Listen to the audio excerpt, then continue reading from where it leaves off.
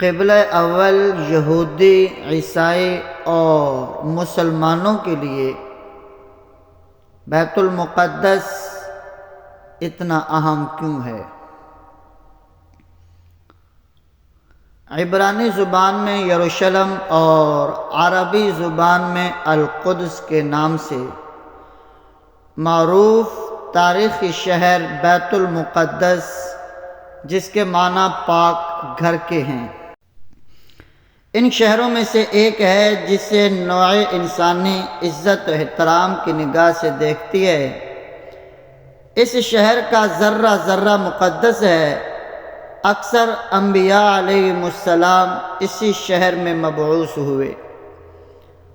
حضرت داؤد علیہ السلام، حضرت سلیمان علیہ السلام اور کئی دوسرے انبیاء بھی یہیں مدفون ہیں۔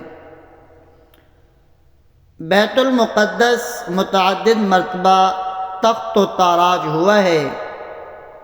یہاں کی آبادیوں کو کئی بار زبردستی جلا وطن کیا گیا اور اس کی گلیوں میں ان گنت جنگیں لڑی جا چکی ہیں، جن میں خون کے دریا بہہ چکے ہیں۔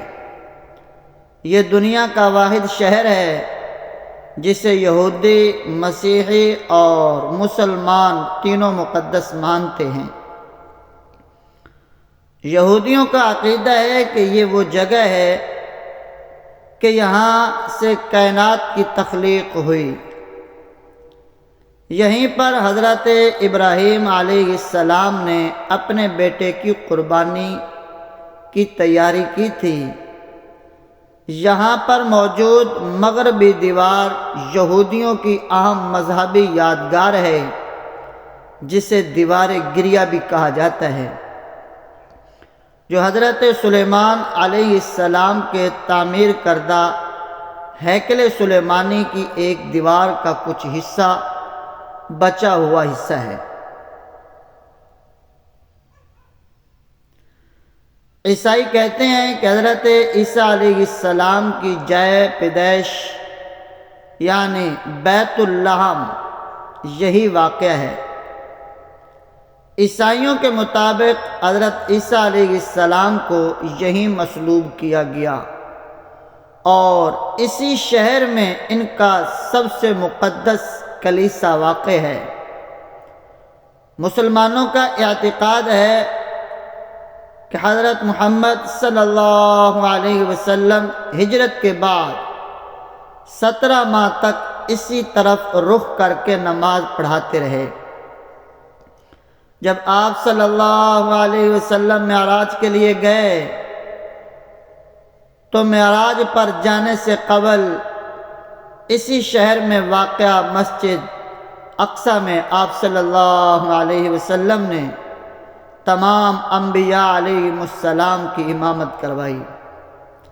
یہی وجہ ہے کہ مسلمان اور مسیحی 1000 سالوں تک اس شہر پر قبضہ کے لیے برسر پیکار رہے ہیں۔ ماہرین آثار قدیمہ کے مطابق 7000 سال قبل بھی بیت المقدس میں انسانی آبادی موجود تھی۔ اس طرح یہ دنیا کے قدیم ترین شہروں میں سے ایک ہے۔ 1000 سال قبل مسیح حضرت داؤد علیہ السلام نے یہ شہر فتح کر کے اسے اپنے سلطنت کا دارالحکومت بنایا تھا۔ انہوں نے 33 سال تک اس شہر پر حکومت کی۔ حضرت داؤد علیہ السلام کی وفات کے بعد ان کے بیٹے حضرت سلیمان علیہ السلام نے بیت المقدس میں ایک معبد تعمیر کروایا، جسے ہیکل سلیمانی کہا جاتا ہے۔ ہیکل سلیمانی میں تابوت سکینہ رکھا گیا ہے۔ تابوت سکینہ ایک صندوق کا نام ہے جو شمشاد کی لکڑی کا بنا ہوا ہے۔ اس صندوق میں حضرت موسیٰ علیہ السلام کا عصا، ان کی جوتیاں، حضرت ہارون علیہ السلام کا امامہ، حضرت سلیمان علیہ السلام کی انگوٹھی، توریت کی تختیوں کے چند ٹکڑے، کچھ من و سلوہ اور انبیاء علیہ السلام کی کچھ دیگر نشانیاں موجود تھیں۔ حضرت سلیمان علیہ السلام کی وفات کے بعد ان کے بیٹے رہبام بن سلیمان کو تخت پر بیٹھے 5 سال ہی ہوئے تھے کہ مصر کے بادشاہ نے بیت المقدس کی جانب پیش قدمی کی اور بغیر کسی مزاحمت کے شہر میں داخل ہو گیا۔ وہ ہیکل سلیمانی اور عبادت کی تمام قیمتی اشیاء شاہی خزانوں کے ساتھ لوٹ کر لے گیا۔ 640 قبل مسیح سے 700 قبل مسیح تک حکومت کرنے والے حزقیہ نے اپنے دور میں ہیکل سلیمانی کی عظمت کو دوبارہ بحال کیا۔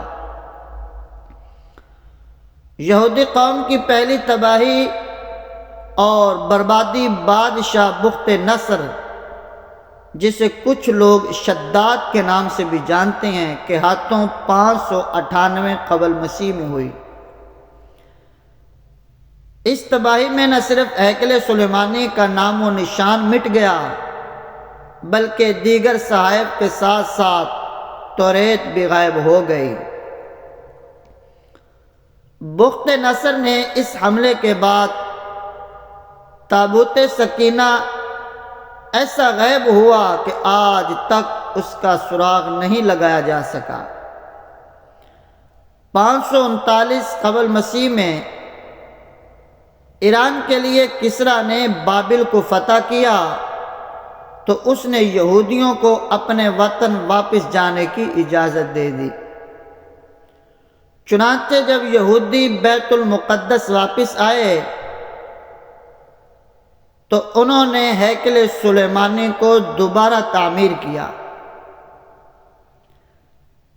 63 قبل مسیح میں رومی جرنیل نے ہیکل سلیمانی کو ایک مرتبہ پھر تباہ و برباد کر دیا، لیکن چند ہی سال بعد ہیروڈ دا گریٹ کے دور میں ہیکل سلیمانی کو از سر نو تعمیر کروایا گیا۔ 70 عیسوی میں جب رومی شہنشاہ یروشلم شہر میں داخل ہوا تو اس کے فوجیوں نے ہیکل سلیمانی کو جلا کر راکھ کر ڈالا اور یہودیوں کو چن چن کر مارا۔ 135 عیسوی میں جب یروشلم کے یہودیوں نے رومن سلطنت کے خلاف بغاوت کی تب اس شہر کی زمین پر ہل چلا کر اسے ویران کر دیا گیا اور یہاں بسنے والے اکثر یہودیوں کو غلاموں کی منڈی میں فروخت کر دیا گیا۔ یہودیوں سے نفرت کی بنا پر رومن باشندوں نے ہیکل سلیمان کی جگہ کوڑے کرکٹ کے ڈھیر لگا دیے۔ رومن عہد میں ہیکل سلیمانی اور یہ شہر اسی طرح کئی صدیوں تک کوڑے اور غلاظت کے ڈھیروں میں ڈوبا رہا۔ 638 عیسوی میں مسلمانوں کے دوسرے خلیفہ سیدنا و مولانا سیدنا عمر بن خطاب رضی اللہ عنہ کے دور میں مسلمانوں نے رومن امپائر کو شکست دے کر بیت المقدس کو فتح کیا، تو اس وقت یہاں یہودیوں کو کوئی معبد خانہ نہ ملا۔ حضرت عمر فاروق رضی اللہ تعالی عنہ کے حکم سے یہاں ایک مسجد تعمیر ہوئی، یہی مسجد مسجد اقصی کہلاتی ہے۔ اس سادہ سی مسجد کی تعمیر تقریباً 50 سال بعد اموی خلیفہ عبد الملک بن مروان نے 691 میں مسجد اقصی اور قبۃ الصخرہ کی بنیاد اٹھائی۔ عربی میں قبہ کا مطلب گنبد اور صخرہ کا مطلب چٹان ہے، اسی لیے مسیحی اور یہودی قبۃ الصخرہ کو کہتے ہیں۔ دنیا کے 3 بڑے مذاہب اسلام، عیسائیت اور یہودیت کے لیے یہ چٹان انتہائی تقدیسیت کی حامل ہے۔ 1099 میں پہلی صلیبی جنگ کے بعد جب صلیبیوں کا بیت المقدس پر قبضہ ہو گیا تو انہوں نے مسجد اقصیٰ میں بہت زیادہ رد و بدل کیا۔ مسجد کو ایک ہاسٹل کی شکل دے کر یہاں کئی کمرے بنا لیے اور اس کا نام معبد سلیمان رکھ دیا۔ انہوں نے مسجد کے اندر اور مسجد کے ساتھ ساتھ ایک گرجا بھی تعمیر کر لیا۔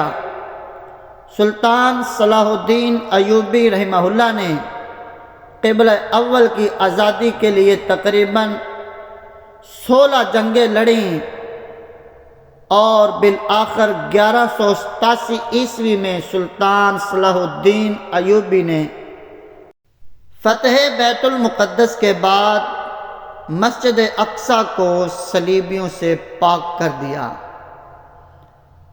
اس کے بعد یکے بعد دیگرے 4 مزید صلیبی جنگیں لڑی گئیں، لیکن صلیبی بیت المقدس پر قبضے کا خواب پورا نہ کر سکے۔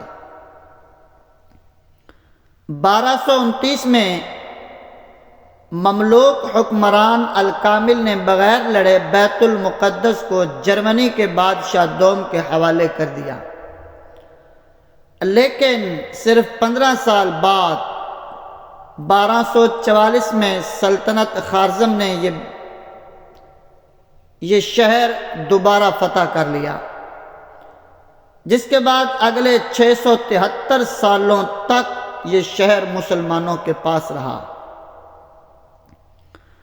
1517 میں سلطنت عثمانیہ کے طاقتور سلطان سلیم اول نے بیت المقدس کو اپنی ریاست کا حصہ بنا لیا۔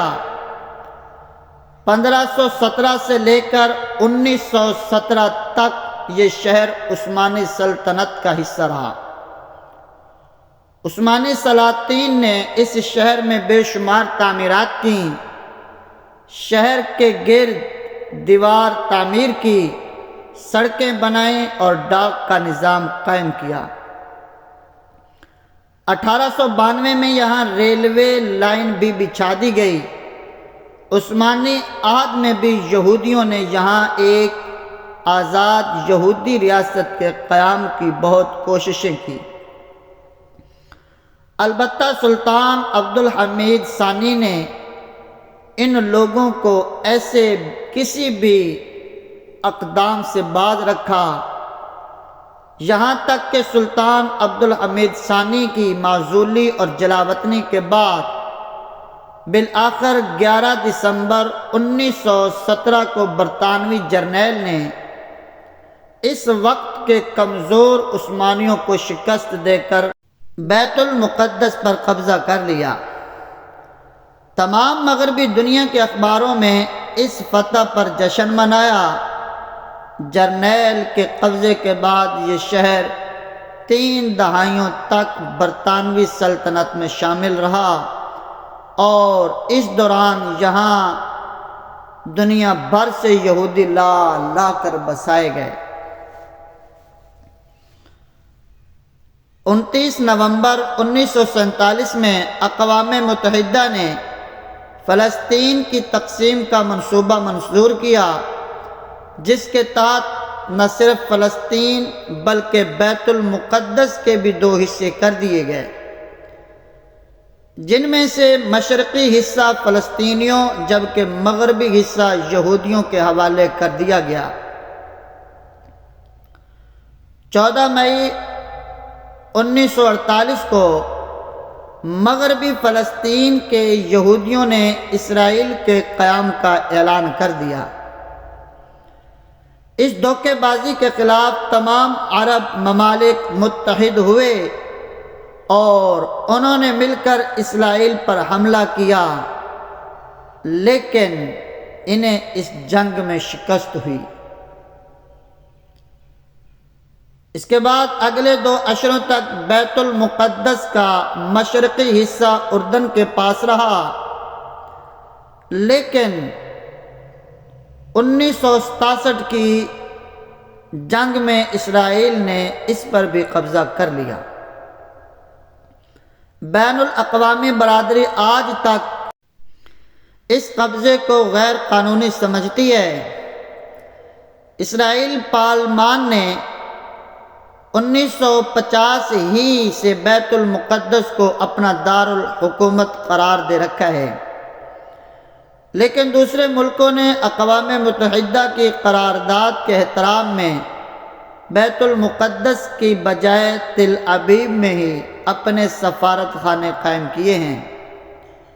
عالمی برادری کے دباؤ کے باوجود اسرائیل روزمرہ کی بنیادوں پر فلسطین کی زمین ہڑپ کرتا جا رہا ہے۔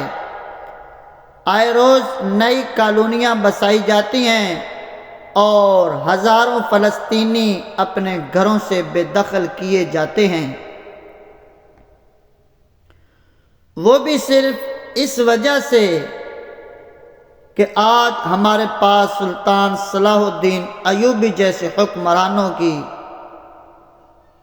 جگہ کچھ ایسے حکمرانوں نے لے لی ہے جو صرف اپنی ذاتی دولت اور خزانوں میں اضافے کے طلبگار ہیں۔ ان کے خود کے مستقبل مغربی ممالک سے وابستہ ہیں، تو یہ کس منہ سے مغرب سے جنگ لڑ سکتے ہیں؟ اور اسی لیے آج تک ایک چھوٹا سا یہودی ملک اسرائیل ان 57 مسلمان ملکوں پر بھاری پڑ رہا ہے، جو دنیا کے ایک بڑے حصے اور بھاری وسائل پر قابض ہیں۔